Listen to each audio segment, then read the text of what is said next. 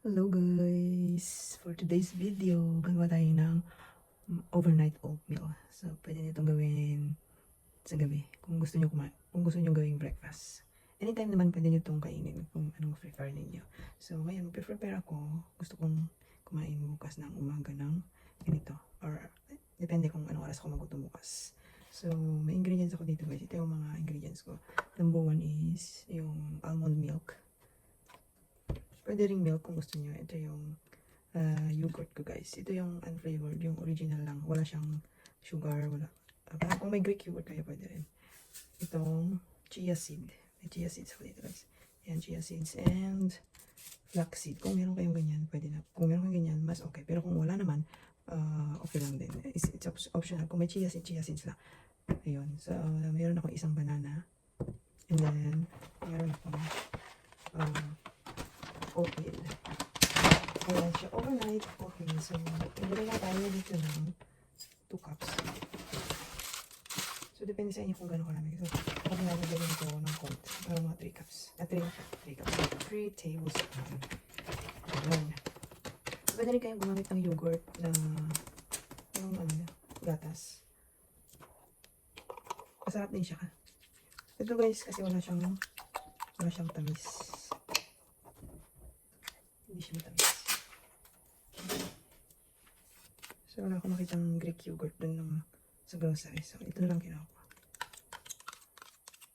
Depende sa inyo guys kung gaano karami kayo kumain. Pero itong piniprepare ko is kaya ko siyang ubusin. Ayan. Pwede naman po, dalawang tablespoon. Pero kasi ako, nilagay ko lahat yung isang lupa para maubusin. Hindi siya sayang.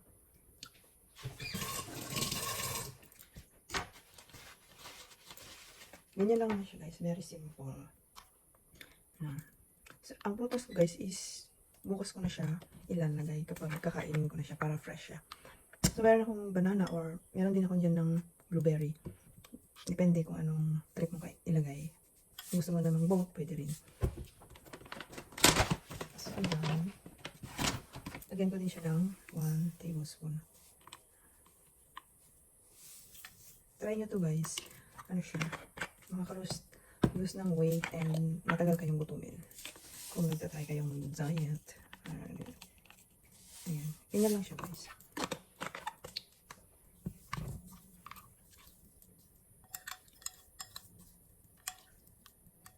So, very simple lang siya. Ganyan lang. So, itong chia seeds. Pero better kung may chia seeds kayo. Kahit flaxseed, kahit wala na. Kasi ang flaxseeds guys is mahirap siyang hindi siya madaling hanapin. So, yung flaxseeds ko is nabili ko siya online. Pero sa mga store, wala kang makikita ng chia seeds. So, ganyan lang siya guys. Tapos, ilalagay ko siya sa ref overnight. So, tomorrow, kakainin ko siya. Pwede mo siyang lagyan ng banana or apple or any berries na gusto mo. Para bukas mo siya ilagay, pagkakainin mo siya, para fresh yung fruits niya. So, yan lang guys. Ito ang ating kakainin bukas. So, kasi nung isang araw kumain ako nito. So, parang namimiss ko siyang kainin ngayon. Tsaka guys, pag ganito kinakain, cracker oats, parang mabilis kang magpupo. Ganun. So, kung may problema kayo sa bowel nyo, pwede rin to. Kasi mas mabilis kayong makapupo pagka ganito yung kinakain nyo. Basta, kahit na blender yung biniblender ko, ganun din siya. Mabilis ka rin makapupo. So, kaya gusto kong every other day kumakain ako siya. Ganyan. Tsaka matagal ka talagang gutumin pagka ganito yung kinain mo. Than other tinapay or kape, ganyan. Tinapay at kape, 2 eggs with kape. Para mabilis ka rin gutumin. Pero pag ito kinain mo, matagal ka kain. Naabot ka ng mga, stress or basta hapon ka na gutumin. Kasi pag minsan, 3 o'clock ako kumakain. Yun na yung, ang agahan ko, kape. Tapos, kakain uli ako. So, kain ko 3 o'clock, 3 or 4 o'clock na. And then, yun na yun. Hindi na ako magdi-dinner. Yun na yung last meal ko for the day. So, guys, when hindi ka nagugutumin, huwag ka lang magpupuyat talaga. Yung abutin ka ng alas 12 ng gabi. Tapos, gising ka pa. For sure, gugutumin ka talaga. And then, natutokso kang kumain ng kung ano-ano. So, pero kung nagda-diet ka, disiplina lang talaga guys ang kailangan nyo. So, ayun lang guys. And tomorrow, ipapakita ko sa inyo kung anong itsura niya after overnight. Yun lang.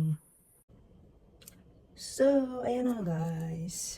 After overnight ng ating Cracker oats. Ito na siya. Ayan na siya, guys.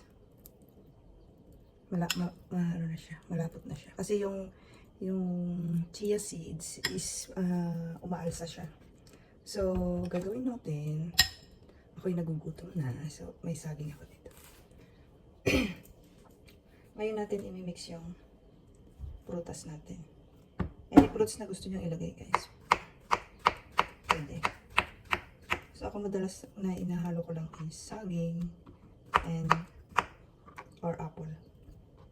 Yan lang siya, guys. And then, lagyan natin yung extra. Ito, guys. Blueberries. Bili ako sa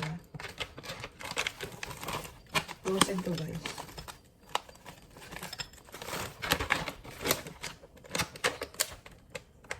So, ready na natin siyang kainin. And then, ayoko naman ng sobrang lapot, guys. So, ito yung lagay ko. Yogurt drink. Kung functional yogurt. So, ito siya. Para hindi naman siya gano'n kalapot. Lalagyan ko siya dito. Tapos, i-mix natin siya.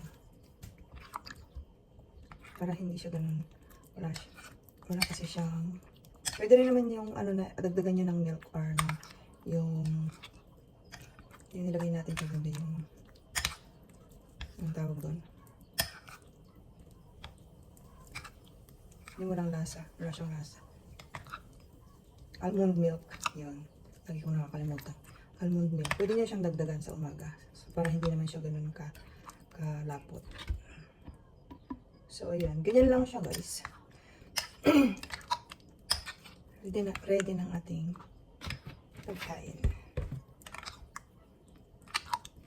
So, no sugar to, guys. Kaya kung gusto nyo lagyan ng honey, pwede rin. Kasi ako ay hindi na kasi matamis naman na yung saging. Tsaka yung na-enjoy ko talagang kainin to, guys. Tsaka yung blueberries, matamis naman na siya. So hindi ko na nilalagyan ng ng honey.